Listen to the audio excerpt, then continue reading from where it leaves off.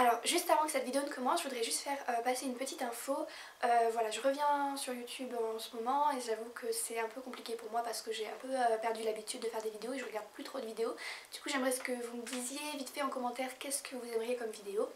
Et aussi c'est pour vous informer que je vais certainement faire un meet-up pendant les vacances de Noël, entre Noël et le Nouvel An. Ce sera sur Lyon, ce sera très chill, il y aura, enfin à mon avis on sera pas beaucoup donc ce sera vraiment très sympa. Donc dites-moi d'ores et déjà si ça vous intéresse et si vous pourriez y participer. Moi-même je descendrai de Saint-Etienne, donc s'il y a des personnes qui sont de Saint-Etienne et qui veulent venir à Lyon avec moi ou je ne sais pas, voilà, on pourra se retrouver à la gare. Que la vidéo commence.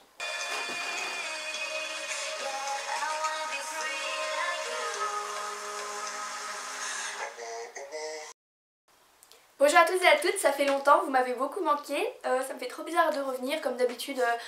Voilà, je m'excuse, j'ai beaucoup de boulot en ce moment et je préfère pas vous faire des vidéos bâclées. Et aujourd'hui je reviens donc pour vous faire une vidéo que, comment vous dire, ça fait extrêmement longtemps que j'ai envie de la faire.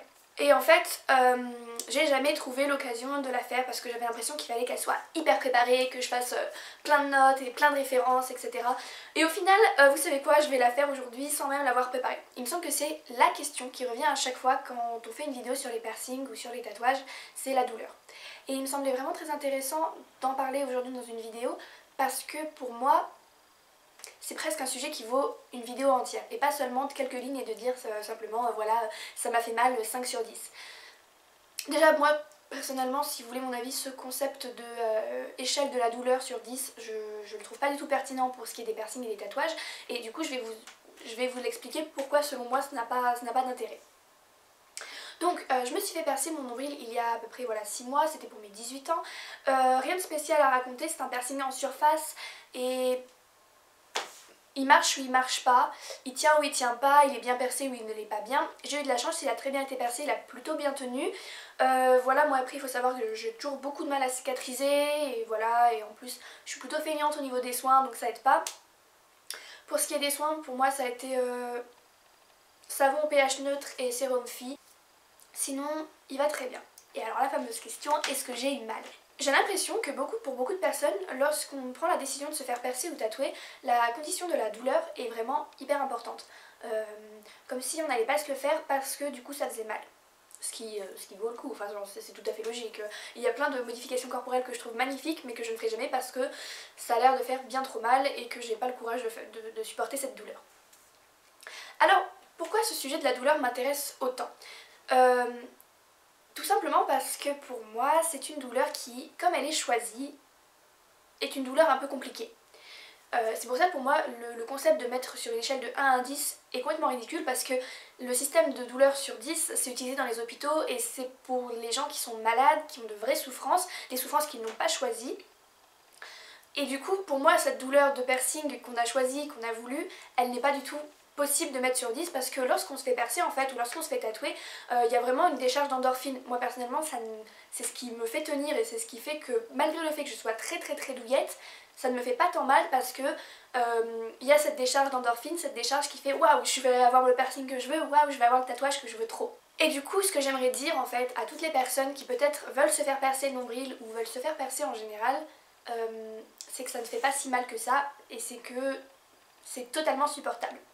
J'irais même jusqu'à dire que pour ce qui est des tatouages, comme la douleur est plus prolongée que le piercing, parce que bon, le piercing c'est quand même une douleur qui est vive sur le coup, après c'est une douleur qui peut taper un petit peu pendant les premiers jours, puis c'est une douleur qui au final va quand même s'estomper, mais c'est sur une durée assez longue finalement les piercings, alors que les tatouages disons que c'est une douleur très vive sur l'instant et qui va durer toute la période du tatouage, et un peu après ça dépend comment est-ce qu'on réagit. Et je trouve qu'en fait c'est vraiment une douleur qui, comme elle est insistante, elle va durer plusieurs minutes, plusieurs heures en fonction du tatouage que vous faites, je crois qu'au bout d'un moment on s'y habitue un peu et on commence à aimer ça. Et il y a vraiment ce phénomène d'addiction qui est présent chez plein de personnes qui se font tatouer, c'est qu'on a envie de se faire retatouer, on a envie de ressentir la douleur parce qu'il y a une sorte d'addiction à ça. Je vais pas entrer dans le sujet de tout ce qui va toucher à l'autodestruction et au... comment on appelle ça? J'ai le mot en anglais mais pas en français. Bref, le fait de se faire du mal à soi-même, mais je trouve qu'il y a un rapport qui est quand même très proche.